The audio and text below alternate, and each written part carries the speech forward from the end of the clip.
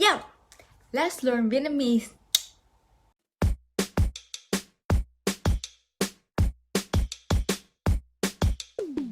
Xin chào. Hi, it's me again. So today we will go through the last part of the introduction lesson. Sở thích của tôi là tôi thích khi rảnh tôi thường. Are you ready? And our very last lesson of today, hobbies, sở thích. To answer for the questions, sở thích của bạn là gì? What is your hobbies? Tôi thích. It means I like. Or my hobby is sở thích của tôi là. I chose out 6 of the most hobby that I like. I don't know if you like it, but if you want to have more vocabulary, you feel free to look it up, okay? So we have nghe nhạc, listen to music. Remember this accent sign. This means you have to put your head a bit lower down. Nhạc. Xem phim. Watch a movie. Xem phim. Đi du lịch. Go traveling. Du lịch is travel.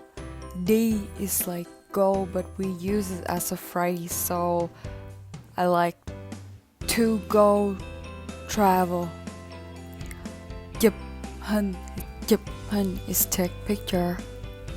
Ăn, eat, sleep, and you can add và in between when your hobby is more than one. For example, sở thích của bạn là gì? Tôi thích nghe nhạc và xem phim. Cool. Or sở thích của tôi là ăn và ngủ. Easy, huh? Alright, and moving forward to the last K, is this nice of you to end your introduction with the sentence that please to meet or to get acquainted to someone else? Rất vui được làm quen. Rất vui được làm quen. Nice to meet you. Với bạn is with you. It's like rất vui được làm quen với bạn. Is this a nice structure that you can say to a new friends that you want to get really close later? Hân hạnh được làm quen.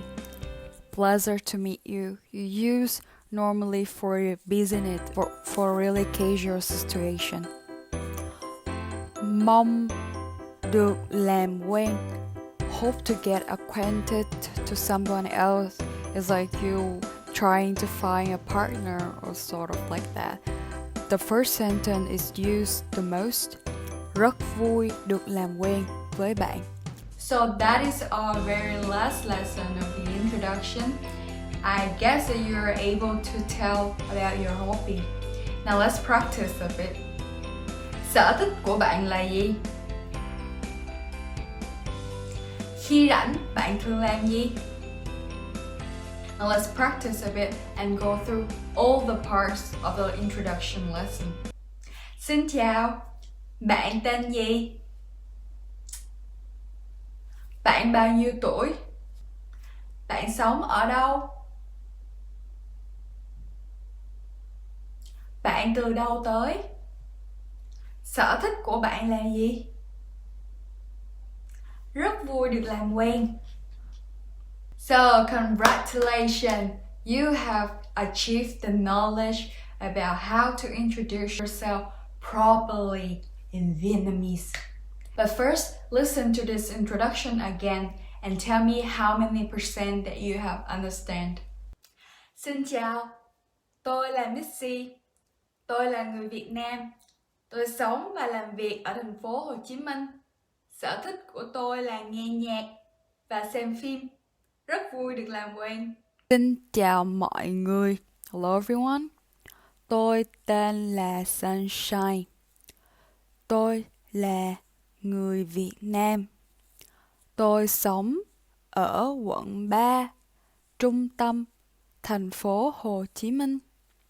Tôi thích nghe nhạc và xem phim. Rất vui được làm quen. So I guess that you will be able to understand about 80 to 100% because that is what we have learned. So we have a spontaneous word for today. Chai nước, a bottle of water. Remember to keep yourself hydrated, okay? We have a spontaneous phrase for today. Bạn giỏi quá. Bạn giỏi quá. You're great. So, bạn giỏi quá. Rất vui được làm quen. Xin chào và hẹn gặp lại.